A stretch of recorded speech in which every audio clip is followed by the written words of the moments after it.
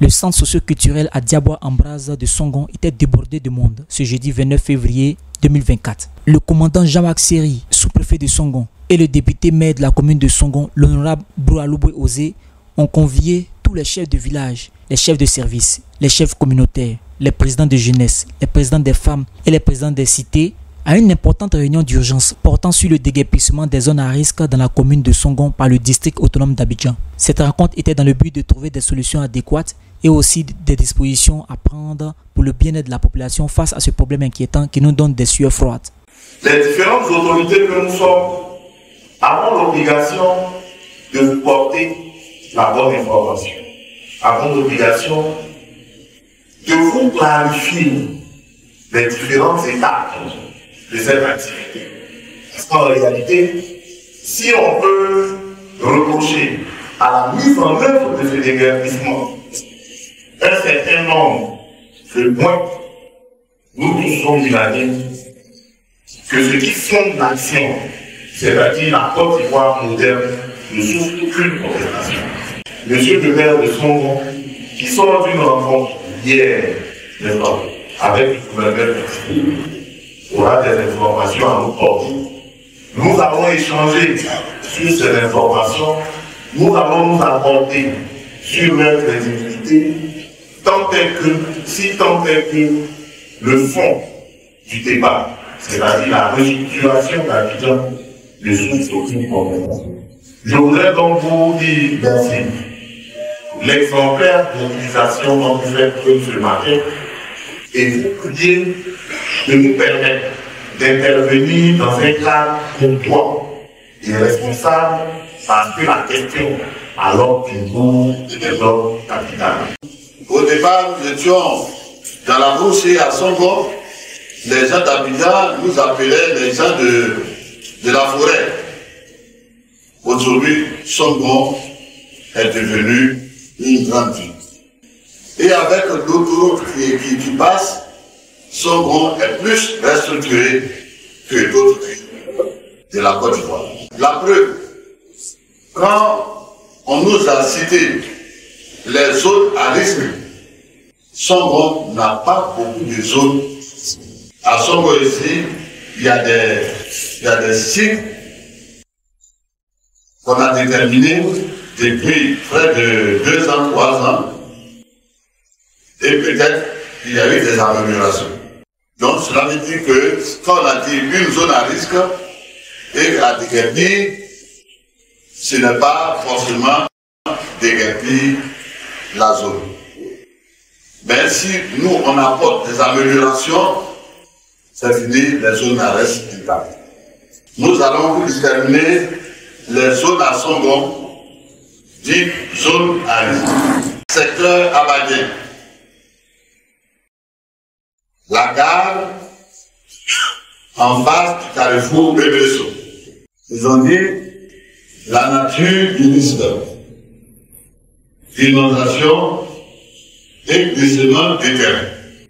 En Guédédou, carrefour aérien. Là aussi, c'est les risques d'inondation. Avant marché, il y a l'insalubrité, l'occupation anarchique du marché et qui fait qu'il y a toujours des accidents et d'un côté, il y a risque d'inondation. Carrefour et Véa, ils ont mis cuvette. Risque d'inondation. Avec les routiers virage.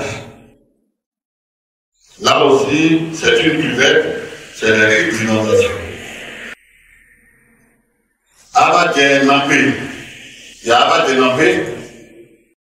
Est-ce qu'il y a avec des nampés? Oui. Ils ont mis avec des nampés.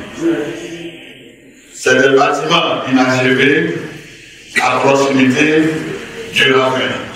Là aussi, on peut avoir des risques d'inondation.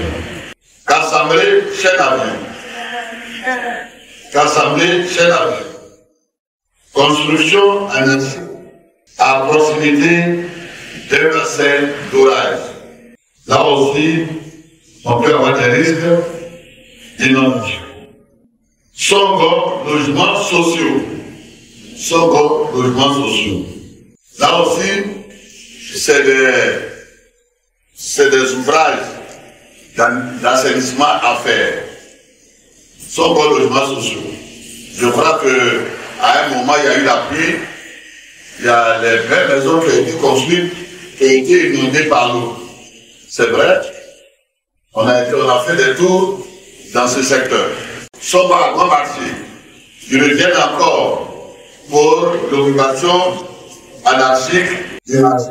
Voilà, pour Songo, voilà tout ce qu'ils ont marqué comme problème à Songo. Mais il y a des zones encore que eux ils n'ont pas nomenclaturé, qui sont encore là. Par exemple, la dernière fois, nous avons vu une cité qui est la cité bénie. La cité bénie, est-ce qu'il y a des habitants de la cité bénie?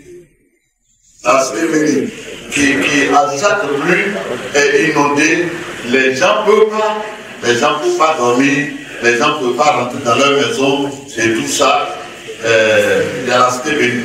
Maintenant, si vous avez des cités où il y a de graves inondations, il faut nous le dire pour que la mairie puisse voir ce qu'on peut faire. Si la mairie ne peut pas faire pour résorber quelque chose, pour résorber la situation, nous allons nous remettre au ministre-gouverneur du district autonome d'Abidjan. Je voudrais, à l'entame de mes propos, dire merci à la population qui est venue nombreuse, plus de 500 personnes, pour que nous soyons au même niveau d'information en ce qui concerne ce qui se passe dans la ville d'Abidjan aujourd'hui. Les opérations de déguerpissement. Tout le monde est dans le désarroi. Tout le monde pense que systématiquement les zones à risque seront déguerpies. Nous avons eu une réunion avec le ministre gouverneur du district autonome d'Abidjan qui nous a donné des éclaircissements. Ce n'est pas toutes les zones qui seront déguerpies. Il y a des zones dont on a cité les noms qui ont eu une amélioration. Ces zones-là ne seront pas déguerpies. Mais l'opération que le ministre-gouverneur du district autonome d'Abidjan a initiée est pour préserver les vies humaines. Préserver les vies humaines. Il y a des gens qui construisent sur les emprises, sur les caniveaux et tout ça, et ça fait que la dame mère qui est l'eau ne peut plus circuler. Et quand c'est obstrué, l'eau vient et l'eau ravine tout et il y a des pertes en vie humaine.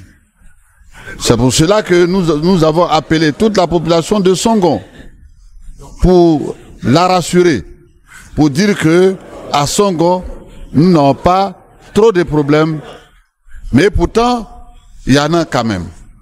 Nous avons parlé des baraques qui prolifèrent, qui sont les nids des bandits, qui sont les lits des dealers.